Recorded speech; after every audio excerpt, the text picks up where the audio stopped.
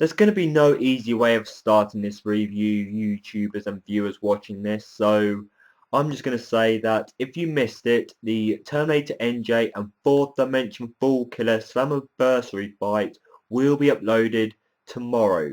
So if you missed it or want to check it out again, it will be there for your viewing pleasure. But when they say the best is yet to come, I think they meant it on their behalf, not ours.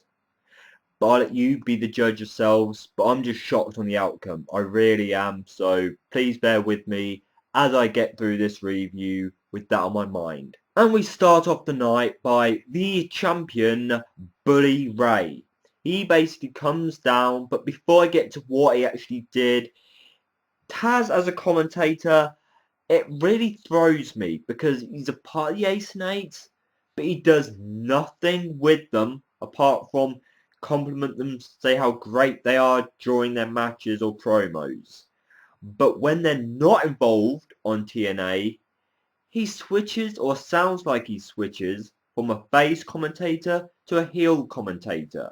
Yes, there are some lines which I'm going to get to which made me laugh tonight, but at the same time, I don't get Taz as a commentator. I'd prefer to see him being replaced. Who would replace him? I'll let you guys decide and pick for TNA. Bully Ray goes on in his promo to talk about how he took out Sting all on his own. No you didn't. Remember the big fight or the beatdown the Aces&Eights gave Sting and then Anderson handed you the hammer and blah blah blah? It went down that path? Yeah, and then you say you want to go to the Hall of Fame for that act. Buddy Ray, it would be great to see you as one of the greatest heels going to the Hall of Fame, but just for this act, just because you think because of your act, it's going to make Sting retire. No, that promo was a bit of a joke to begin with, but it definitely made him stand out as a heel after what happened at Slammiversary. And then he goes on to say there's no more other challengers for him to face. Which brings out Hulk Hogan, who thinks every town he goes into is Hulk Hogan's town. He says about the Bound for Glory series and how Bully Ray's got to be careful because there's going to be a new challenger for your championship somewhere down the line. This could get quite interesting because we have 12 possibility challengers for Bully Ray. And the Hulkster made the main event, which just happened to be Bully Ray not defending his World Heavyweight Championship against a guy who he keeps screwing over again and again and again, which just happened to be Jeff Hardy in a hammer on a ladder match. I like the idea because it's siding with Jeff Hardy being a ladder match, siding with the Aces&Eights if or when Bully Ray gets hold of the hammer at the end of the match. So for this, it set up a good main event following Slammiversary. Now this is something I like to see the WWE start doing or start doing more of, and that is qualifying matches. Because the first match of tonight was Chavo Guerrero versus the strongest man he's been with, Hernandez. And we all know who was going to win. Hernandez gets the win. But the thing we're taking away from this match is Chavo Guerrero at first didn't shake Hernandez's hand. And then he didn't seem so sure about doing it. But he did it after the match. So could we see a break for this tag team? Some of you be cheering. But at the same time, just like the WWE, the tag team division still needs its tag teams to repair it and to keep tag team division at least alive in TNA. In the next segment we have Devon calling out Abyss for taking his TV championship at Slammiversary. But instead of Abyss coming out, Joseph Parks comes out, the two of them brawl until Abyss's music's played and Devon gets distracted. I don't know what it is about TNA trying to make the Aces&Eights look like idiots by thinking that there's two identical brothers when we all know Joseph Parks is Abyss. During this segment, we have Joseph Parks noticing blood again to forward that on. And throughout the night we have Devon and the guy who hardly done anything in the Aces&Eights, Knox, trying to look for Abyss. This goes on throughout the night and it ends with Abyss taking out Knox and taking out Devon and saying, I'm taking this TV championship to the Abyss. What does that mean? Either it's TNA's way of getting rid of the championship, or just Abyss's way of sounding threatening to forward on the Devon vs Abyss for the TV championship feud. And how do I feel about this? Well, Devon with the TV championship is just a normal thing for TNA right now, but with Abyss with the championship, I'm just wanting to see where they go after Devon with the TV championship. And next we have Robbie E, the MVP of last year's Bound Glory series. So I couldn't say it with a straight face. And his opponent, Samoa Joe. What a joke of a match this was. It went down the way we all expected. Samoa Joe picks up the win, but my question for this match is, where was the Aces&Eights? You just have the Aces&Eights lose to Samoa Joe's group at Slammiversary, and the next night, or the next show, there's no consequences for beating the Aces&Eights. Okay, you got lucky there, Samoa Joe. And the other news about this show was Rampage Jackson, an MMA fighter, was joining TNA. And the first thing I thought when I heard this was that, right, so TNA now have Rampage Jackson. In WWE, we have Brock Lesnar. Two big guys who could possibly go at it, because there's been news that Dixie Carter wants a pay-per-view against the WWE. I'm not sure if Vince agreed with it, if it's going to happen, or what. But could that be the match they go down? Maybe so. But for now, we have Rampage Jackson saying to be the best, you've got to beat the best. Which brings out 2013 Hall of Fame for TNA, Kurt Angle. You suck. You suck. You suck. Yeah, and it goes on like that. And these two go word on word against each other.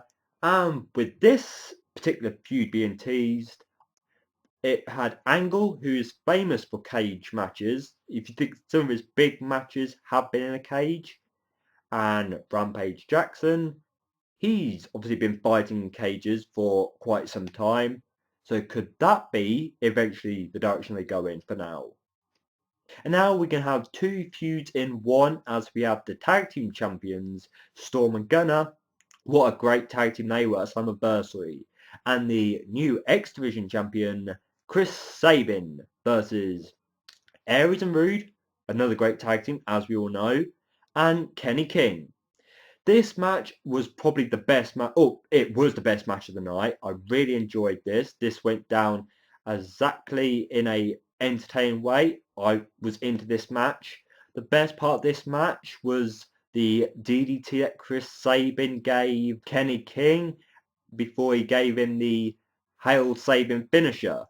I thought that was pretty nicely done. Yes, it's not the rematches that are yet to come, but it was the start following Slammiversary. And I'm looking forward to both matches that we've got from this.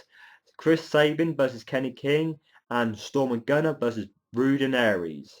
I like how TNA are doing this. I'm just hoping they continue working on this to make us really want these matches more. Now we're going to get to the knockout part of the show, where we have Mickie James apologising to Velvet Sky for not helping her before Slammiversary by offering her a TNA scratch card. Oh yes, if someone came to me with a scratch card and said, I'm sorry for watching you get battered, I'm sorry. Yeah, I'd forgive you in an instant, in a flash, in a heartbeat, believe me. Good thinking. But this segment was more to tease Mickie James' heel turn, because when Velvet Sky says that she wants a rematch tonight, Mickie James says that Brooke Hogan has already given Mickie James her match against someone that Velvet Sky has looked over in the past. And that's none other than Taylor Hendricks. Oh yes, Mickie James, Taylor Hendricks. The hotness in this match was on fire. My heart's on fire. Yes, don't sing, NJ. Don't sing. But this match was really slow in my opinion. The quality of the knockouts was there, but the match was slow. I think that was more because you brought Taylor Hendricks from the developmental again into the actual show, and the fact you're putting her up against someone as great and big as Mickie James, you do have to take it at a steady pace. And also the way the match went down, it was doing good for this heel turn for Mickie James. And for that, I give it credit. I don't think it was as bad as it would have been if it was against Mickie James and a more current knockout. And now it's on to the main event, where we have Buddy Ray versus Jeff Hardy, and as Taz called him, Mr. Teacher's Pet. So that made me laugh when I heard Taz saying that, because, you know, with him being the fan favourite, yeah, I think he is going to get a lot of things in his favour, like this match against Buddy Ray and other things possibly to come in the future. This match, as you expect from Buddy Ray and Jeff Hardy, was a pretty good match. The stumble part when Jeff Hardy was putting the ladder between Buddy Ray's legs and where Buddy Ray should have had a cup to protect himself, as Taz said again. I keep pointing out things that Taz says because even though he gets loads of complaints for the kind of commentator he is, from me and possibly other people too, he does make me laugh with some things he comes out with. Many times Jeff Hardy could have won the match, but Buddy Ray always pushing the ladder down to prevent Jeff Hardy from winning. But Buddy Ray gets the hammer from the top of the ladder as he comes down to attack Jeff Hardy in what happened to be a slow way, so Jeff Hardy can attack Buddy Ray. Buddy Ray managed to flee the ring and go backstage as Jeff Hardy stumbles. Is that to show that Jeff Hardy's still not recovered, or was that by accident? Buddy Ray went backstage and he's looking for his championship. Where's my title? Where's my title? And as he's out of breath for just running backstage, Hogan's coming up behind him with a hammer. And just as he's about to take down Buddy Ray, Brooke Hogan says, "Daddy, no!" So that's still teasing the fact that we could be going down a Brooke Hogan heel turn when she joins forces with the Aces&Eights. We also got some hype up for next week. First, we had the returning Sting, but that was after he tweeted, "Sunday I was left to fight alone. Message received." But when it comes to Sting, we don't really expect him to need help from his other friends, because he either takes up the Aces&Eights via a hammer, a baseball bat, or just beating them down. But I guess in this situation, he was getting his ass handed to him by the Aces&Eights, and he's unable to fight for the TNA World Heavyweight Championship anymore. So maybe he could have done with some help. But my question is, when Sting returns, what do you think he's going to do? Is he going to come back and play it cool, end up forgiving them, and there's going to be another Aces&Eights versus Sting fight? Or is Sting going to be turning heel? Please let me know in the comment section below. Also, we have AJ Styles versus Kurt Angle. Many people say that AJ Styles should have won at Slammiversary, especially when this new character that he's got could have done with the win. But now it looks like he's possibly going to get it. He's possibly going to get a win on a TV show. Yes, it's not at Slammiversary, but at least it's still a step towards the TNA World Heavyweight Championship with this new character he's got. Now guys, you've heard my thoughts. Please share your thoughts about tonight's show. Let's get a discussion going in the comment section below. And that's been another video from me, NJ. Thank you very much and goodbye. The tale of the Aces&Eights will soon come to an end. But that's not the reason I'm here tonight. The reason I'm here is to let you worthless mortals know how stupid you are. There was many clues, many ideas of what me and Fourth Dimension Bull Killer were doing from the start. And you just sat there beating yourselves up, hating us, hating me, hating him, for what apparent reason? Because we were appearing each and every week trying to form our plan to take over the British Fist and Bull Killer's channel. And believe me, we succeeded many times. When it came to Slammiversary, we went one-on-one to put an end to this. And oh boy did we put an end to this. You watched it, you were cheering for him, you were cheering for me, you were booing him, you were booing me. For what reason?